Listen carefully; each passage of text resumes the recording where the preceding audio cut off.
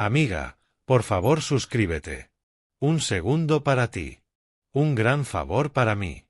La noche en que declararon muerto a mi padre, Ingrid fue al tribunal con tacones negros, de esos con la punta brillante, como si el funeral fuera solo otro paso más hacia lo que realmente quería. Me llamo Colin Campbell. Tengo 21 años. Vivo en Nueva York, pero no en la parte de porteros y galerías. Vivo en la parte donde los zapatos se secan junto al calefactor y el alquiler se paga con 3 trabajos distintos. Llevo años contando esta historia siempre igual, directa y sin adornos, porque así fue como pasó. Mi mamá murió cuando yo tenía 10 años. Se llamaba Jene. Dibujaba caricaturas en los márgenes de las facturas solo para hacerme reír. La noche en que nació Percy, yo estaba sentado fuera del quirófano, balanceando los pies desde una banca, cuando escuché al anestesista susurrar «Código», antes de que alguien saliera y cerrara la puerta suavemente frente a mí. No hice preguntas. Me quedé ahí hasta que una enfermera se arrodilló, evitó mirarme a los ojos y dijo «Tu hermano está estable. Ya eres un hermano mayor». Nota rápida antes de seguir. Cuéntanos en los comentarios desde qué ciudad o país nos ves. Gracias, continuamos. Percy salió callado. Nunca rompió del todo ese hábito. Dijeron autismo, no verbal, problemas sensoriales, todo eso. Pero él era exacto. Su mundo estaba más medido que el nuestro. No hablaba, pero notaba cuando el reloj estaba atrasado 2 minutos o cuando sus calcetines no combinaban. Y yo lo aprendí poco a poco, como un mapa que no se lee, se camina. Papá, Jeremy, era fotoperiodista. Un fotógrafo de viajes que había sobrevivido a disturbios, inundaciones y desiertos. Se hizo un nombre arrastrándose por techos en zonas de guerra con una cámara y una oración. Después de mamá, dejó todo eso de golpe. Pasó a dirigir la editorial de viajes desde casa. Hacía panqueques todos los domingos con demasiada canela y dejaba que Percy lamiera la cuchara. No éramos lujosos, pero éramos sólidos. Hasta que apareció Ingrid. Ella llegó a la editorial con una carpeta, dientes demasiado blancos y demasiado perfume. Actuaba como si solo quisiera ayudar, pero se movía como quien inspecciona un lugar. Abrazó a papá como si fuera un trofeo y miró a Percy como si fuera un error en una hoja de cálculo. Llevó cazuelas de duelo, invitaciones a branches benéficos, hablaba de sanar sirviendo a los demás y empezó a insinuar que un poco más de dinero nos ayudaría a seguir adelante. Papá, siempre pacificador, decidió que un último encargo al año no lo mataría. Solo una expedición. Solo unas semanas para mantener contenta a Ingrid. Sí. Esa fue la que lo mató. El río lo atrapó de regreso, más allá de la desembocadura, donde el cauce se ensancha y la corriente se vuelve brutal.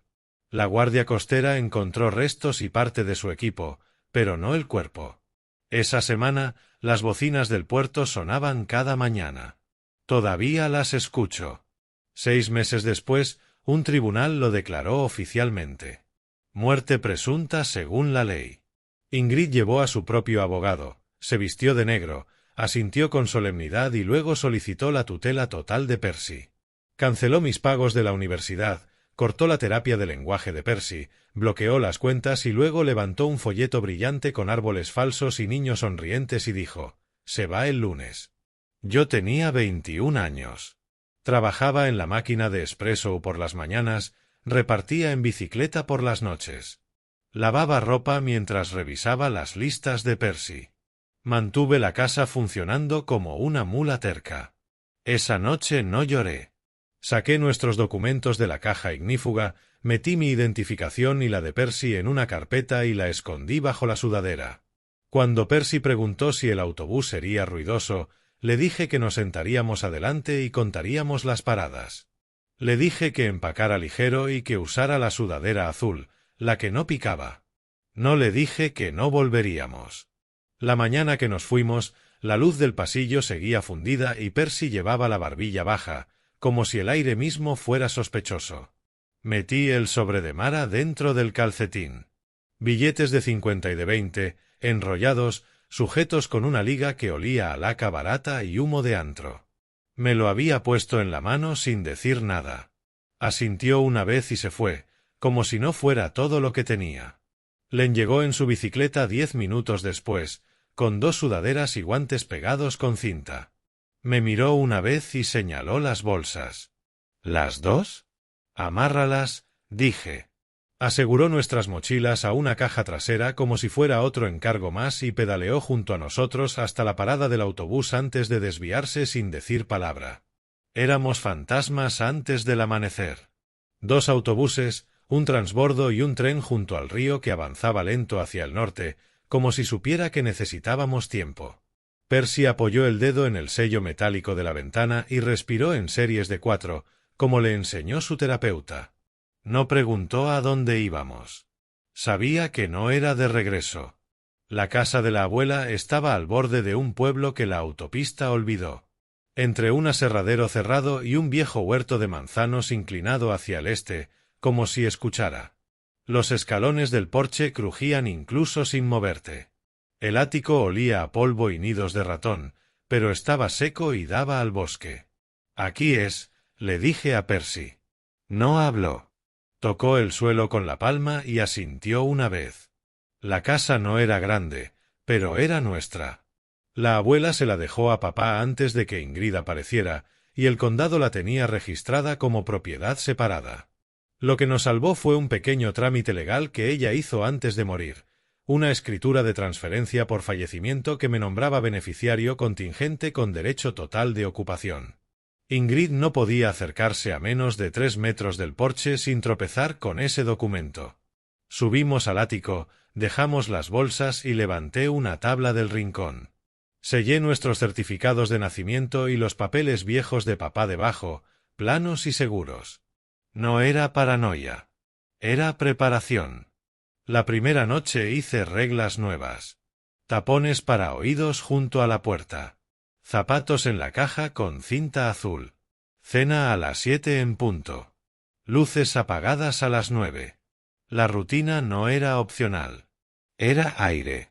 A la mañana siguiente entré al café de Sophie Witte con la mochila de repartos aún puesta. Me miró una vez. ¿Sabes espumar leche sin ahogarla? Lo averiguo. Me lanzó un delantal. Sin preguntas. 3 días después me añadió a la lista de repartos. 5 días más tarde armó un horario por colores en su laptop y lo llamó plan. No caridad. Un plan. El ático era frío de noche, pero a Percy no le molestaba. Apilaba sus cuadernos como ladrillos cerca de la ventilación y contaba los crujidos cuando soplaba el viento. Empezó la escuela la semana siguiente. La señora Ives, la maestra de historia, lo miró y dijo: «A mi hijo tampoco le gustan las campanas». Me dio una lista. ¿Qué formularios presentar, cuáles ignorar y dónde presionar si alguien intentaba meter a Percy en la casilla equivocada? En el almuerzo conoció a Asa Trent. El chico llevaba un chaleco lleno de postales. «Te cambio un faro viejo por esa naranja». Percy peló la naranja de una sola pieza, la entregó y recibió 2 postales. Se sentaron en silencio 15 minutos y luego se fueron a clase sin hablar. Pareja perfecta. Yo atendía el mostrador por las mañanas y repartía bollos y café en bicicleta por las tardes. Sophie me ayudó a encontrar ritmo. Sin lástima. Solo logística y planes de respaldo. No preguntó por qué Percy se sobresaltaba con las sirenas ni por qué yo miraba demasiado a hombres mayores con chaquetas grises. Lo vio todo y no dijo nada. Por las noches me acostaba en el suelo del ático con una sudadera de almohada, viendo cómo la luna cortaba líneas entre las rendijas. Escuchaba sirenas, motores, pasos que nunca llegaban. Aún así, cada documento seguía bajo la tabla suelta. Al 10º día, Ingrid escribió: «Vuelve a casa». No respondí. 2 días después, audiencia de custodia programada. Guardé fecha y hora, tomé captura y la envié a un correo nuevo solo para el tribunal. Luego, silencio. 11 días. Imprimí esos mensajes y los archivé con los documentos. El silencio de Ingrid no significaba seguridad. Significaba a otro ángulo. Lem me consiguió una bicicleta solitaria, frenos buenos y media campana. La manejé como si valiera oro.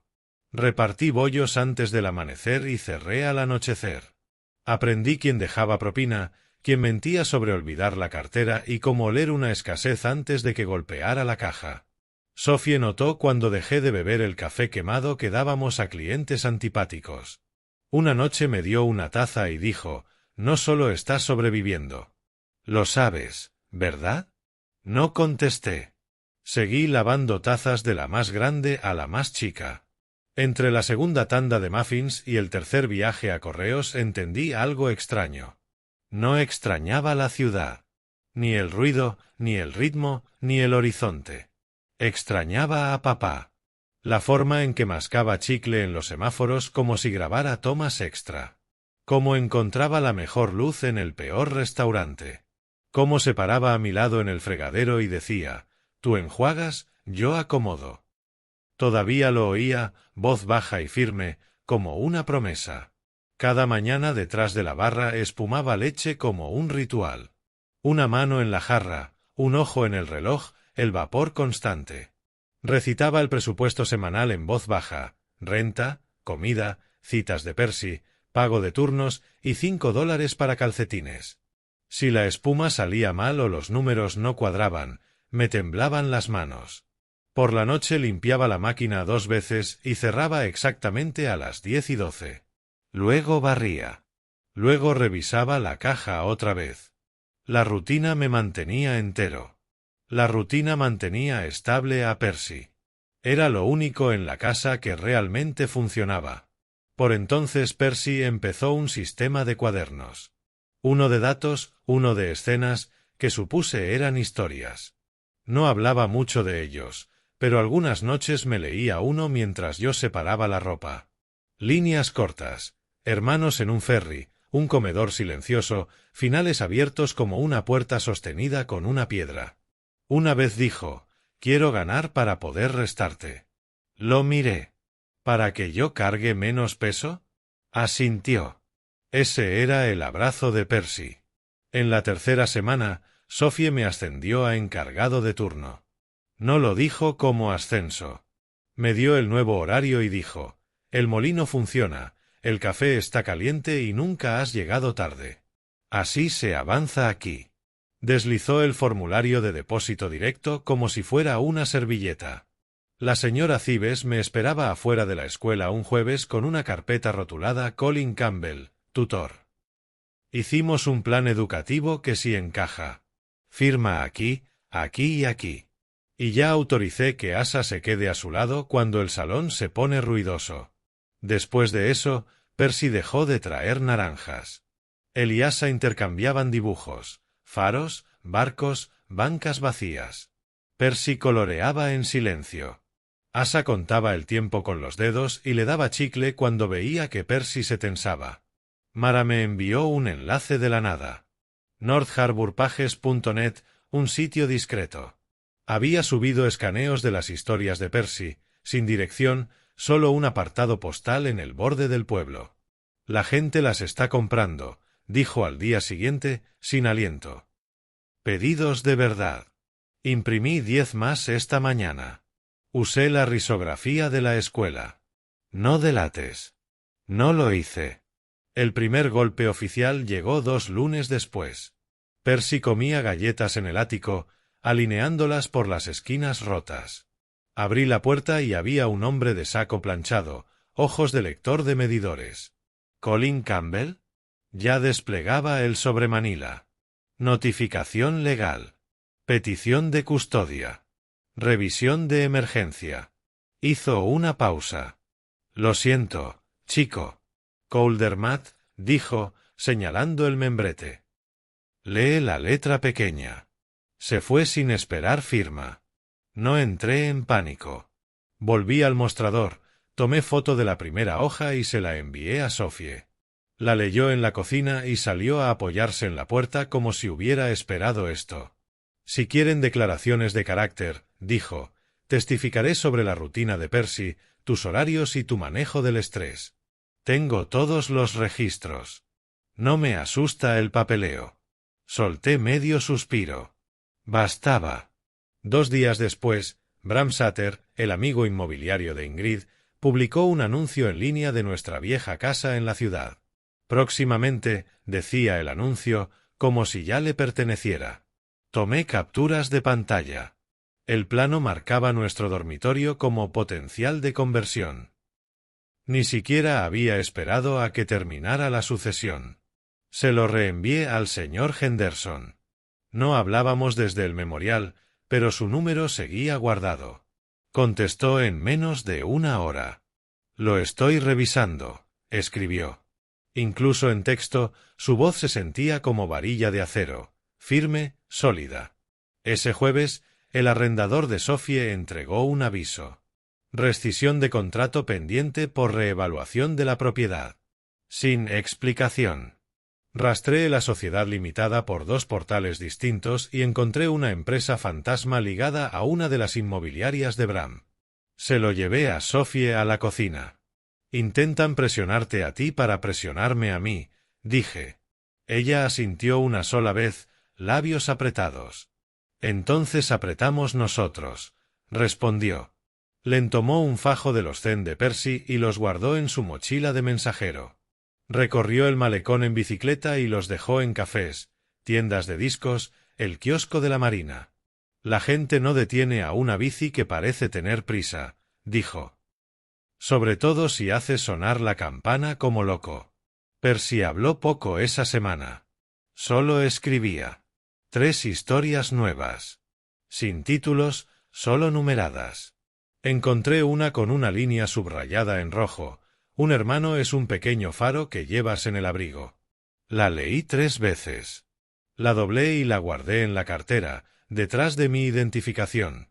Esa noche limpié la máquina de espresso 2 veces solo para quemar nervios. Habíamos pasado de escondernos a rebuscárnosla y ahora estábamos justo en el centro de la mira de alguien. Mara pasó por el café cerca del cierre con un impreso de totales de pedidos. A la gente le encanta lo que escribe este chico, dijo. Vamos a necesitar más papel. Le alcé una ceja. ¿Seguro que no son compras por lástima? Ella soltó una risa corta. Para nada. Los citan en los comentarios. Una mujer escribió todo un blog titulado Mi hermano, El Faro. Sophie salió de atrás con una cafetera recién hecha y 2 tazas. Si lo citan, no es lástima. Es resonancia. Esa noche, Percy estaba en el ático dibujando una escena de 2 chicos sentados en un muelle. Lo observé desde la escotilla abierta, iluminado por su lámpara de pinza. No se inmutó cuando el viento golpeó una persiana suelta. Siguió dibujando. Cerré la puerta de abajo, corrí el cerrojo y volví al mostrador para reescribir el presupuesto de la semana siguiente en la parte trasera de una funda de café. Renta, comida, papel zen. Ya no solo sobrevivíamos.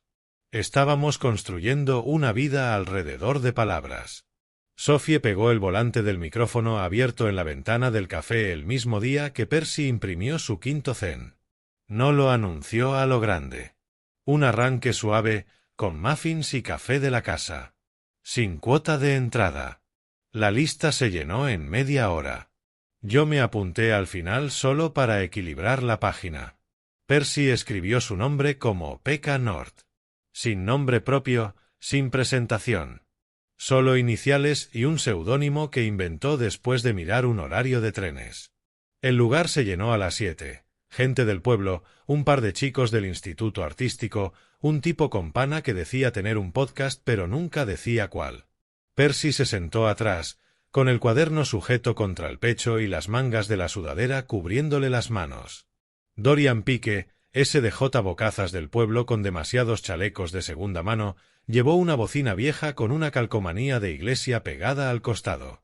Nada de bucles, nada de acoples, nada de estupideces, le dije. Levantó las manos. Tranquilo. Tengo sonidos de puerto, olas y viento. Cosas calmadas. Textura, no ruido. Le lancé una mirada. Se encogió de hombros. Confía. Funciona. Funcionó. Cuando llegó el turno de Percy, Sophie lo llamó como a cualquier lector. Caminó al micrófono sin levantar la vista. Manos planas. Voz baja. Cada palabra exacta. Historia número 7, dijo. Dos hermanos en un muelle. Uno cuenta el tiempo. El otro cuenta bocinas. Se oyó caer un agitador de café sobre el piso. Nadie se movió. Ni siquiera Dorian mascaba chicle. Percy leyó 2 páginas. Líneas cortas, sin dramatismo, pero se sentía en las costillas. Terminó diciendo, un muelle es una pregunta. Un hermano es la respuesta. Nadie aplaudió por un segundo. Luego Sophie empezó, suave y constante. El sonido creció desde ahí. Mara grabó todo con el teléfono y subió el clip a la cuenta del café esa misma noche. Pensé que tendríamos algunos me gusta, quizá 1 o 2 compartidas. En cambio, se propagó rápido. Primero el pueblo, luego el de al lado. Después, una chica de Bookstagram con una cuenta pequeña lo reposteó y lo llamó puro. A Percy no le importaron los comentarios. Preguntó si alguien tenía dudas sobre el espaciado en sus zen. Le dije que todavía no. A la mañana siguiente, le encolgó una rejilla metálica cerca de la caja y la rotuló con su etiquetadora vieja, North Harbour Pages. La gente compraba uno con su café y dejaba propinas enormes. Sophie alzó una ceja, me dio el frasco y dijo, inventario con sentimientos. ¿Quién lo diría? Le pedí a Percy que se mantuviera anónimo. No necesitábamos que Ingrid olfateara nada. Todavía no. Asintió. Usamos iniciales en las portadas y el apartado postal. Luego el semanario local publicó un artículo. No portada, pero doble página central. ¿Quién es Pekka North? Incluyeron una foto borrosa de las manos de Percy en el micrófono y citaron la dedicatoria de su segundo zen, para CC, Guardián de la Luz. Me quedé helado. No habíamos hablado de dedicatorias. Me quedé mirando esa línea más de lo necesario. Vendimos toda la primera tirada de zen en 2 fines de semana. 84 copias, más 10 por correo. Sophie tuvo que reponer Toner 2 veces. Bram me llamó 2 días después. Chico, dijo, como si yo fuera un pasante perdido. Esa casa que estás ocupando, capital improductivo. Seamos inteligentes. Mantuve la voz plana. Dilo otra vez por escrito, por favor. Río. No seamos litigiosos. Ya es tarde, respondí. Couldermatt, el buitre legal de confianza de Ingrid, presentó una nueva moción. Hermano inestable obstruyendo acceso a servicios necesarios. Basura total, pero suficiente para activar una revisión. La señora Ives no dudó.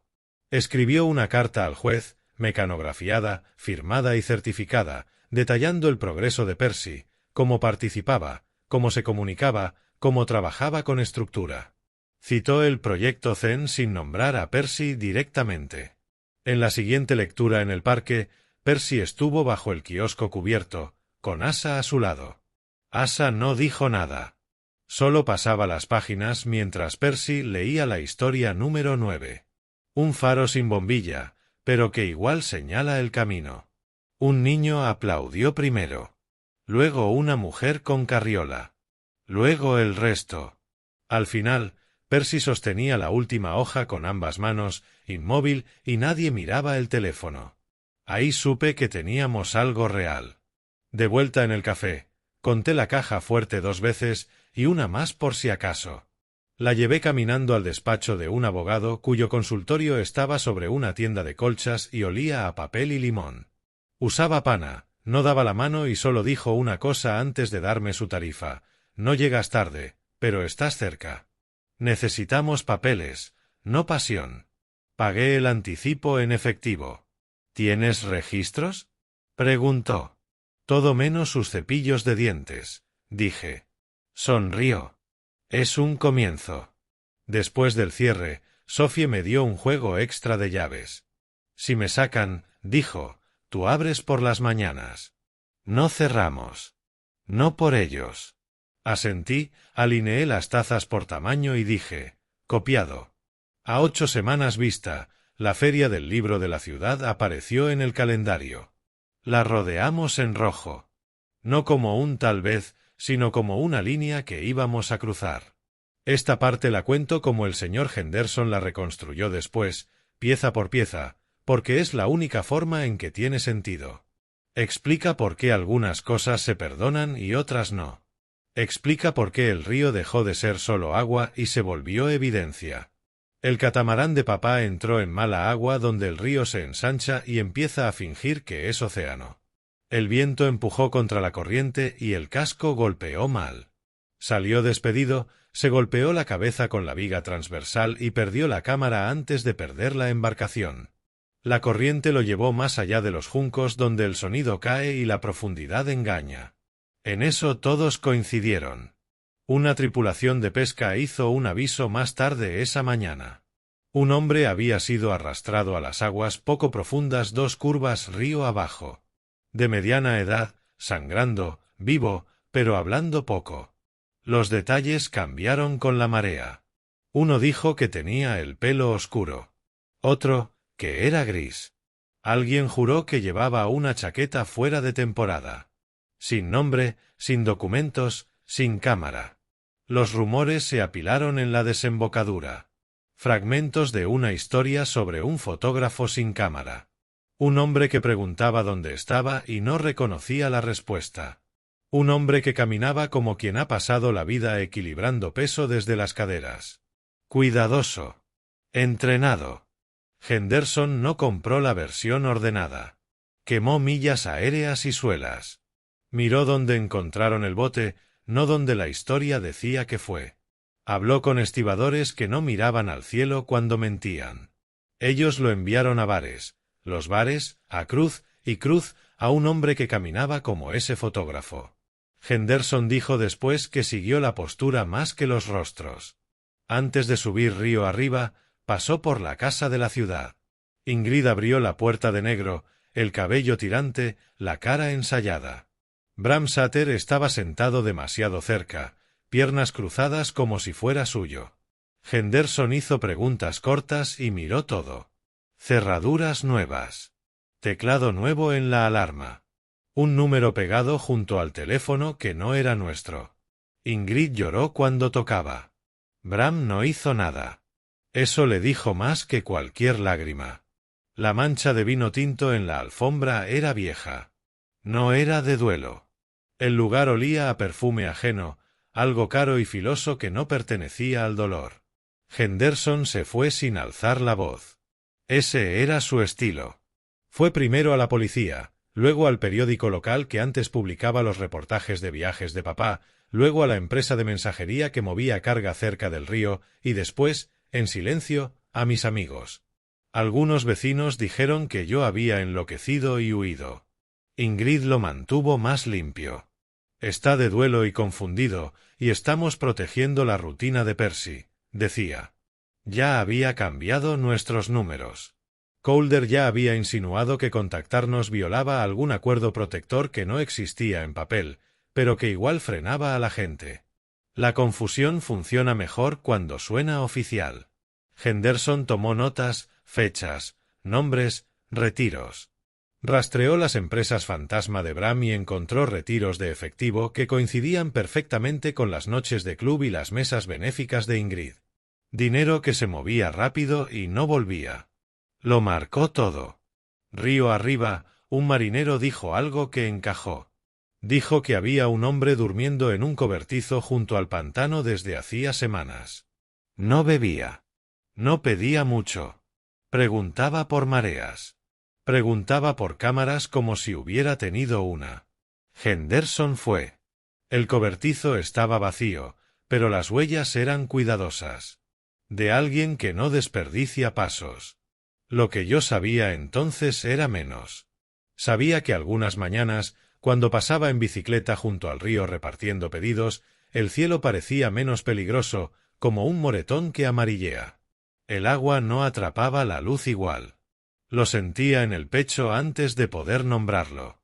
No sabía que Henderson ya había hecho una mochila pequeña y se había dicho, mañana miramos otra vez. Miró una y otra vez. Clínicas, refugios, muelles. Escuchó a gente que hablaba en fragmentos.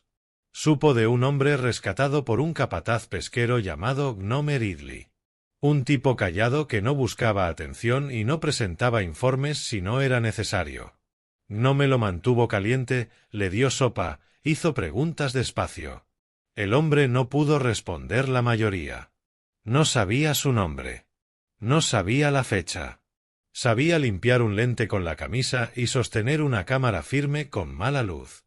Henderson encontró a Gnome por accidente, como pasa cuando no te rindes. Escuchó sin interrumpir. Cuando Gnome describió cómo se paraba el hombre, Henderson no necesitó más. En la ciudad, Ingrid cerró el círculo. Eunice Vale organizó cenas y subió fotos hablando de apoyar familias. Bram listó propiedades que aún no eran suyas. Calder envió cartas que sonaban a ley, pero no lo eran. Henderson juntó todo y siguió. Una tarde, semanas después, un grupo del Río compartió un volante con el nombre del café de Sophie. Algo sobre una lectura de historias del puerto. Henderson rodeó la palabra puerto en sus notas y la subrayó 2 veces.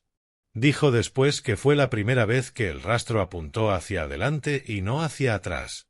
Todo esto pasaba mientras yo contaba propinas, apilaba tazas y enseñaba a Percy a enviar zen sin doblar las esquinas.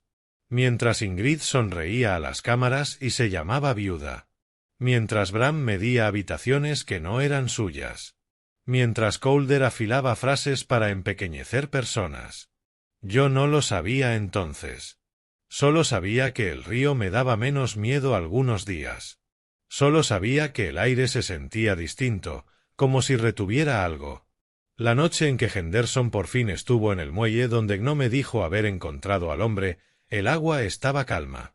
Se dijo en voz alta, mañana miramos otra vez, y se agachó a estudiar un rastro de huellas que caminaban con cuidado hacia los juncos. La siguió río arriba.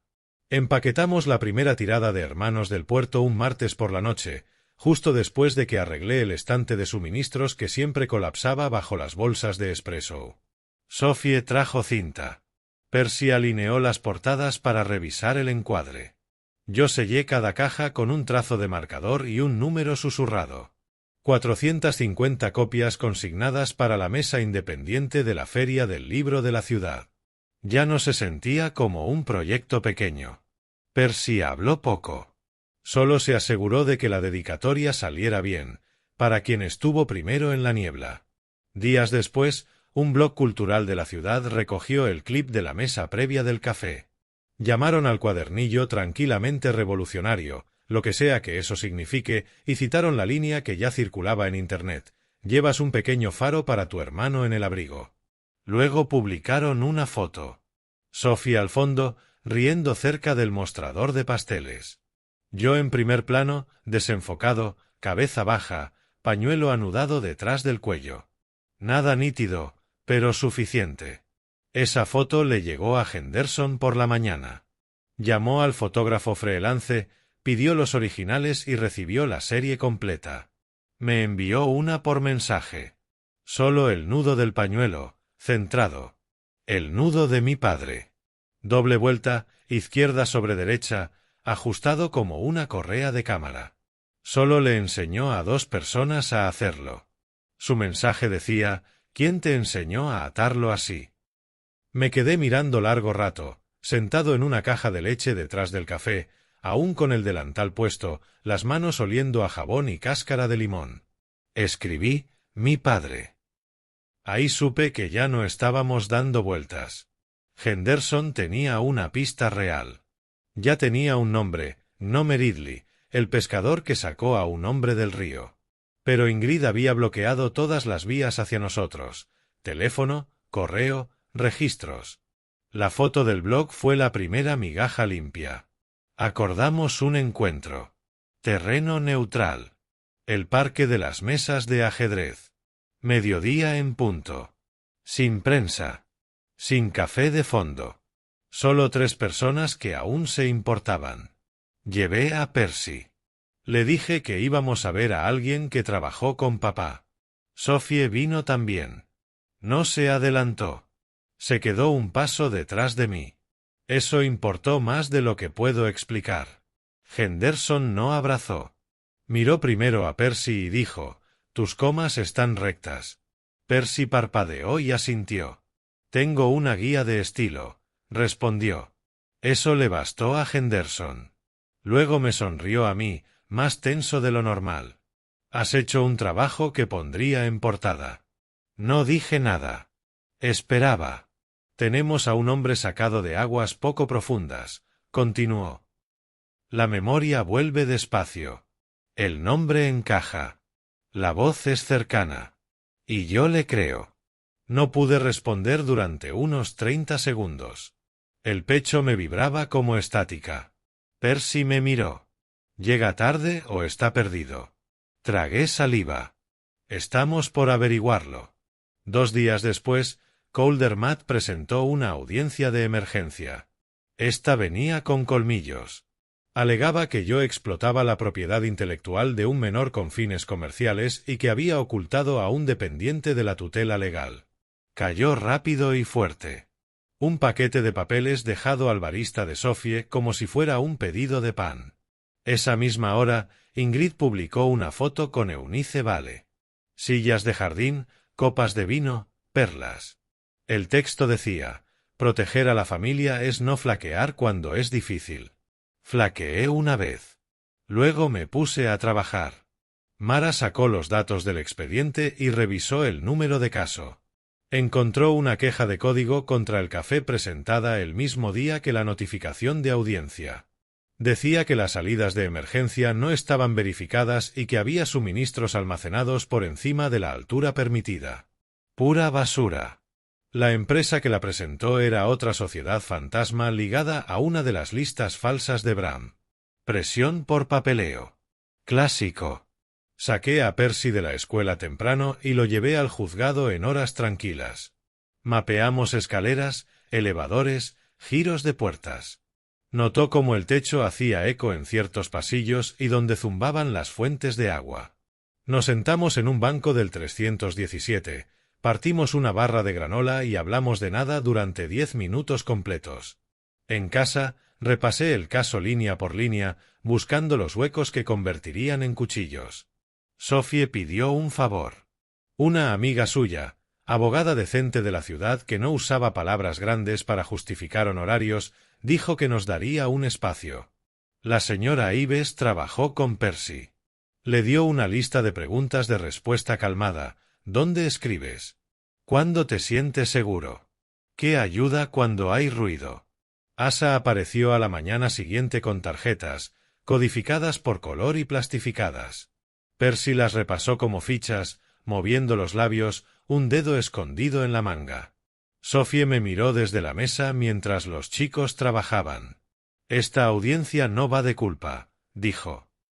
«Va de territorio. No quieren custodia. Quieren control». Asentí. «Y están molestos porque dejamos de pedir permiso». Len ya iba cargado. Mochila de mensajero llena de capturas, retiros bancarios, rastros digitales. Incluso consiguió un volante de uno de los eventos falsos de Ingrid, gala de apoyo al autismo. Lugar listado, plano de asientos, precios, sin registro, sin identificación fiscal, sin rastro de a dónde iba el dinero. Imprimimos 2 copias. Una para el juzgado. Otra para archivo. Esa noche encontré a Sophie reponiendo la barra. No me arrodillé ni prendí velas ni dije su nombre primero. Solo dije: «Quédate si se pone ruidoso». Ella alzó la vista. No me asusto fácil. Le apreté la mano una vez. Luego empecé a empacar otra vez los documentos de Percy. La audiencia estaba fijada. Teníamos turno. Teníamos pruebas. Teníamos nombres, hechos, líneas de tiempo. Y teníamos una cosa más que los otros no sabían. Henderson llamó tarde. Su voz estaba tensa, pero firme. «Tu padre está listo para testificar», dijo. «Nos vemos en el edificio». No respondí. Solo escuché su respiración y el sonido del río detrás de él, subiendo despacio. Entramos al juzgado a las 9:02. El guardia ni levantó la vista. Percy llevaba los lápices en la mano, alineados por longitud, afilados para que coincidieran. Yo llevaba el viejo reloj de papá, el de la esfera rayada y la correa sujeta con cinta aislante. No lo había tocado desde el memorial. Tomamos el pasillo izquierdo para esquivar la cámara del juzgado. Sophie me había advertido sobre los reporteros locales que grababan material de apoyo los días de tribunales de familia. Percy llevaba la capucha baja, pero sus ojos recorrían la sala como si fuera un mapa de campo. Ingrid estaba sentada con las manos entrelazadas y los hombros ligeramente hacia adentro, compuesta y calculadora. A su lado, Couldermatt, ese abogado frío como una serpiente sin sangre, se acomodó la corbata 2 veces y charló con el alguacil como si todo esto ya estuviera decidido. Un unice vale ocupaba la segunda fila, con un sombrero ancho lleno de plumas falsas, sonriendo como si asistiera a un certamen. El caso había sido asignado a una jueza de otro condado, neutral, nueva para todos los nombres y las caras. Un unice no tenía ningún lugar legal en la sala, pero se aseguró de ser vista, como siempre. Nuestra abogada, una mujer callada con una libreta verde y unas gafas que no se deslizaban, se mantuvo erguida y empezó con cifras claras: progreso escolar, ingresos verificados, vivienda confirmada. Sophie entregó horarios codificados por colores y registros de nómina con mi nombre en cada turno. Nada dramático. Solo hechos. Horas. Mapas de esfuerzo. Luego declaró la señora Ives. No exageró ni suavizó nada. Dijo lo que Percy podía hacer ahora, cómo se autorregulaba, cómo Asa le ayudaba a mantenerse anclado, cómo las rutinas se habían convertido en habilidades reales. No se esconde bajo un pupitre desde septiembre, dijo. Eso no es suerte. Eso es seguridad. Coulder giró su bolígrafo entre los dedos. Esperó como un hombre con munición ensayada. Cuando habló, usó palabras como anzuelos, incapaz, fugitivo, explotación de un menor vulnerable. Me pintó como un estafador con una historia triste. Ingrid se secó unos ojos que no estaban húmedos. Un unice cruzó las piernas como si el fallo ya estuviera firmado. Entonces pasó Len. Sudadera cerrada, gorra fuera. No sonrió. Mostró capturas de pantalla, anuncios que Bram había publicado de nuestra antigua casa antes de la sucesión y antes del juicio. Comparativas de empresas pantalla con números fiscales idénticos, avisos de rescisión de alquiler vinculados a direcciones que Bram nunca había visitado. La misma sociedad limitada, 3 nombres distintos, dijo. Llámenlo como quieran, pero huele a fraude. Mara siguió después, con esmalte negro en las uñas y una chaqueta vaquera llena de chapas. Dejó 2 impresiones a color sobre la mesa. Volantes de las galas de Ingrid, mismo diseño, mismos códigos QR de donación. El destinatario, una cuenta privada a nombre completo de Ingrid. La caridad no esconde recibos, dijo Mara.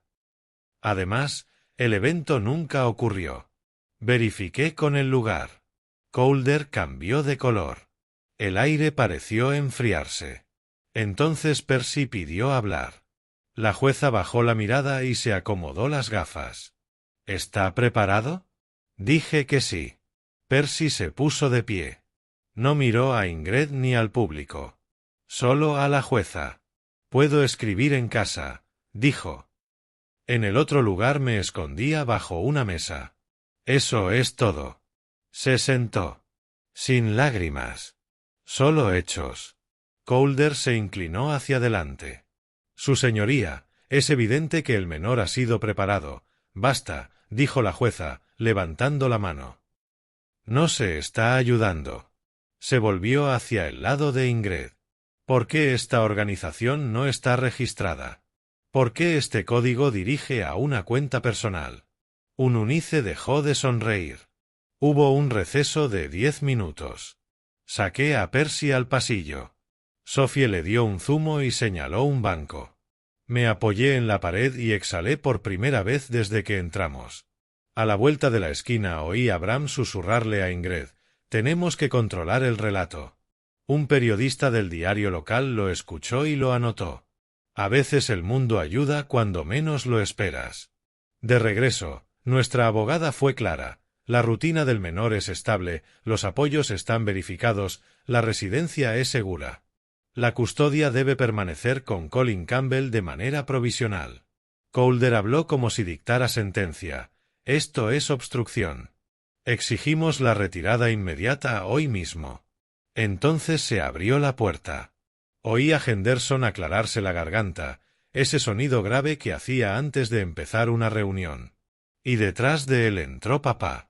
Estaba más delgado, el cabello más plateado. Llevaba una chaqueta barata de Río y una camisa 2 tallas grande.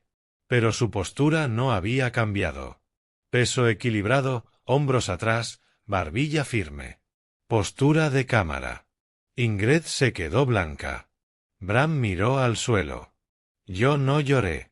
Me levanté. Percy también. Llegas tarde, papá, dijo Percy, tranquilo. La jueza decretó un receso más largo. Papá se sentó frente a mí, sereno. Firmó una declaración jurada preparada por Henderson con precisión quirúrgica.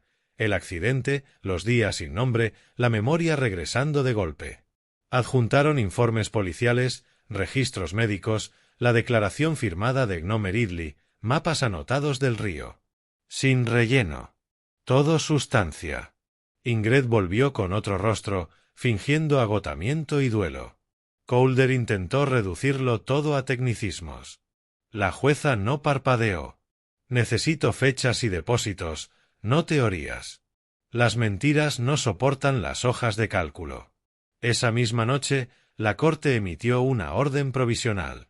Papá volvió a ser el custodio legal, pero el cuidado diario quedó conmigo. Yo respaldo.